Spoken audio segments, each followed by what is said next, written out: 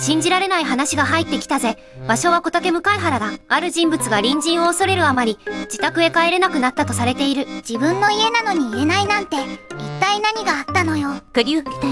でも、隣のドアから誰か出てきたら怖い。夜の共用廊下で、当事者は鍵を握ったまま立ち止まる。耳を澄まし、隣室の物音やドアの気配を確かめてしまうんだ。家に帰るだけで隣人の様子を伺うなんて、普通じゃないわ。静かなはずなのに、わずかな音まで自分に向けられた気がする。ただし、この場面は心理状態を示すための抽象的な再現だぜ。実在する建物や部屋番号を示すものではないからな。厄介なのは、発端が派手な大事件ではなかった点だぜ。最初から危険だとわかる出来事なら、すぐ相談できたのにね。企画では、小さな言動の積み重ねが始まりだったとされている。一つだけなら、気にしすぎだと思ってしまいそうだよ。偶然かもしれない。私が神経質になっているだけかもしれない。その迷いが、違和感を言葉にする機会を奪っていくんだな。そして警戒は、玄関の前だけでは終わらなかったとされる。まさか、家の中にいても落ち着けなくなったの？睡眠、外出、帰宅時間にまで影響が広がったという構成だぜ。早く眠りたいのに、廊下から音がしたり目が覚めてしまう。物音の種類や回数、続いた期間は確認されていない。だから特定の行為が実際にあったとは、ここでは断定しないぜ。でも、本人が休めないほど警戒したなら、生活への損失は重いわ。安心できるはずの自宅が、緊張を強いる場所へ変わる。人は逃げ場を失うと、些細な気配まで危険として読むんだ。それで帰宅する前から、隣人に会わない方法を考えるのね。もっちっていうのに、今はまだ建物は入りくない。ここからは、違和感が生活を侵食する連鎖を追っていくぜ。第一段階は、単独では説明しにくい小さな違和感だ。視線や物音、共用部での接触みたいなことね。そうだ。ただし具体的な内容は未検証だから、一般例として扱う。またあった。でも同じ建物なら、顔を合わせることもあるよね。こんばんは。今、帰ってきたところなんだね。こんばんは。まあ、そんなところよ。この会話も境界の曖昧さを示すための仮想的な再現だぜ。普通の挨拶にも見えるから、嫌だと言いにくいのよ。しかも近所付き合いでは、関係を壊す不安が先に立つ。冷たくしたら、これから吸いにくくなるかもしれない。それに、本当に偶然だったら相手に失礼じゃないかしら。こうして当事者は、自分の感覚を何度も疑うことになる。偶然との区別がつかないから、動きにくいのね。第2段階では、生活圏が重なること自体が負担になる。共用廊下、エントランス、ゴミ置き場は避けきれないからな。自宅を使う限り、完全に合わない方法なんてないじゃん。今日は少し遅くてよ。先にあの人が出たかもしれない。例えば、こんな風に外出時間をずらす行動が始まる。これは心理変化を見せる再現で、実際の行動とは断定しないぜ。エレベーターがいた。でも、中に誰かいる気配がする。辻を待とう。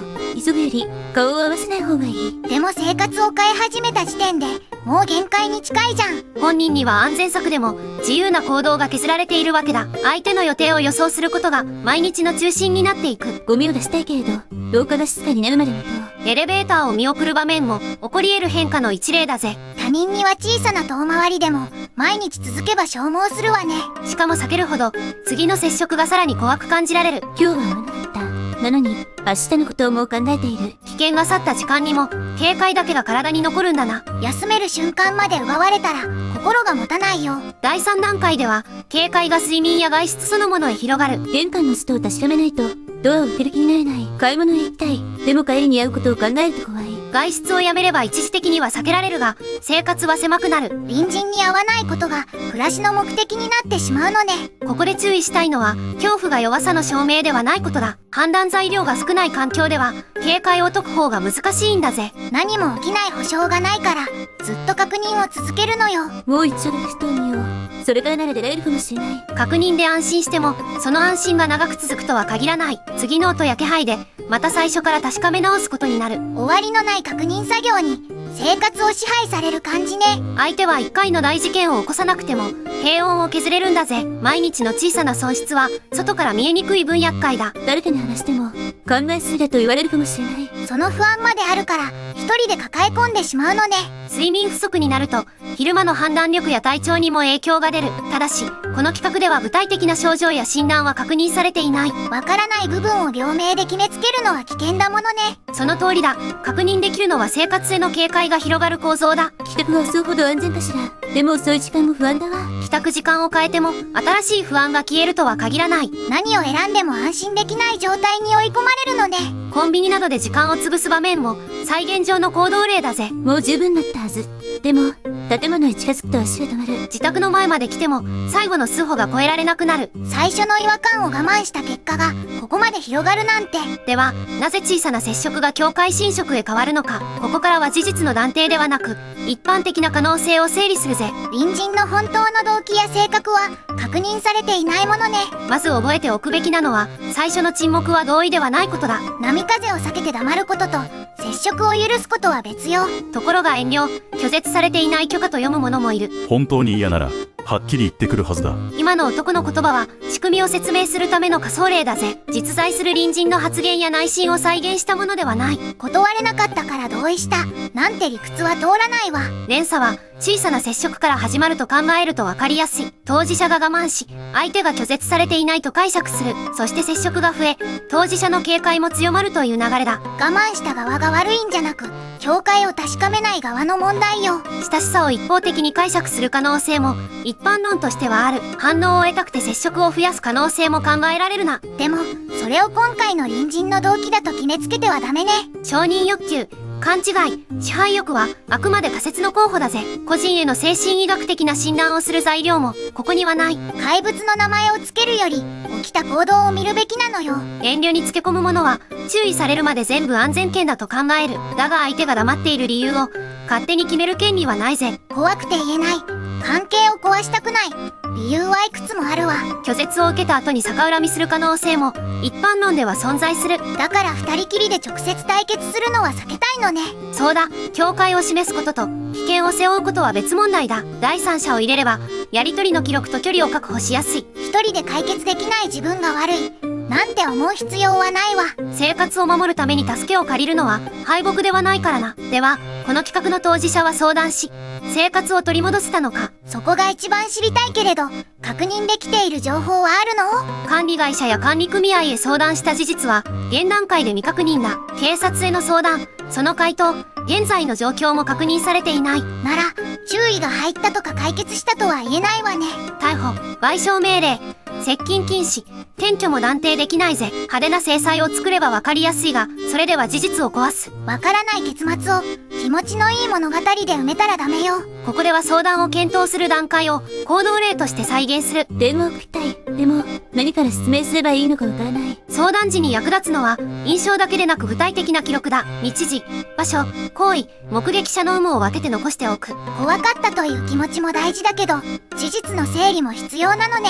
記録があれば、第三者へ状況を説明する土台になるぜ。ただし記録だけで、必ず解決するとは限らない。居住形態や契約、緊急性によって対応も変わるものね。今日の出来事と自分が感じた推測を別々に書いておこう。この記録場面も、実際に行われたと断定するものではない。管理側から注意が入った展開は、裏付けがある場合だけ採用する。警察へ相談した、転居したという展開も同じ恋だぜ。確認できない結果を足さなくても、被害の深刻さは消えないわ。結末が派手でなくても、自宅で眠れない時点で十分深刻だ。警察沙汰になるまで我慢して待つ必要はないのよね。危険が差し迫る場合は、安全な場所への退避を優先する。一人で相手の部屋へ行き、事情を問い詰める必要もないぜ。証拠を集めるために、危ない状況へ近づくのも避けたいわ。相談は処罰の要求だけでなく、状況を共有する手段でもある。最後に、家が怖くなる前の再発防止チェックを3つ確認する。近所付き合いを守るために、自分の生活を壊したら本末転倒よ。一つ目、違和感が起きた日時、場所、具体的な行為を記録する。証拠や目撃者の有無も書き、事実と推測を分けるんだぜ。見たことと、そう感じた理由を混ぜないのが大切ね。断定を避けた記録なら、後から状況の変化も比べやすい。廊下であったのは事実。待たれていたと思ったのは推測ね。こんな風に分ければ、自分の不安も整理しやすくなる。二つ目、一人で直接抗議せず、第三者へ早めに共有する。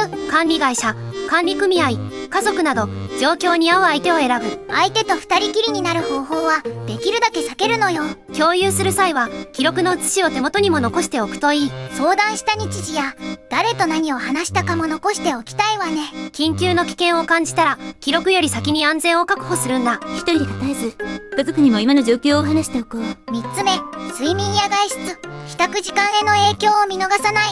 生活を変え始めたら、すでに実害が出た合図だと考える。まだ事件じゃないからと、我慢を続ける必要はないわ。警察相談窓口や地域の相談機関を使う選択肢もあるぜ。相談先や対応は状況で違うから、解決を一律には保証できない。それでも、孤立したまま耐える以外の道は残されている。眠れない、出かけられない、帰れないなら十分な相談理由よ。違和感を記録し、第三者へ共有し、生活への影響で相談する、この3段階を、平穏を守るための基準にしてほしいぜ。相手を晒したり、特定したり、直接連絡するのは絶対にダメよ。仕返しや面白半分の接触は、新しい危険を生むだけだからな。この内容には、事件の実在性を含む確認中の情報があるわ。特定の個人や建物を探したり、連絡したりしないでね。小竹向原という情報だけで、現実の誰かを決めつけるなよ。ここで扱った再現場面は、真偽と対策を示す抽象例だぜ。家は、隣人の機嫌を読むための場所じゃないのよ。小さな境界侵害でも、積み重なれば日常の土台を崩す。気のせいか迷った時こそ、事実を静かに残せばいいわ。早い共有は、相手を断罪することと同じではないぜ。自分と家族の平穏を守るため、状況を知らせる行動なのよ。結末が未確認でも、ここから持ち帰れる判断基準はある。記録、第三者、早期相談、この3つを忘れないでね。身近な人間のしくじりと、その避け方をもっと知りたいなら、チャンネル登録を頼むぜ。次の隣人の狂気でまた会おう。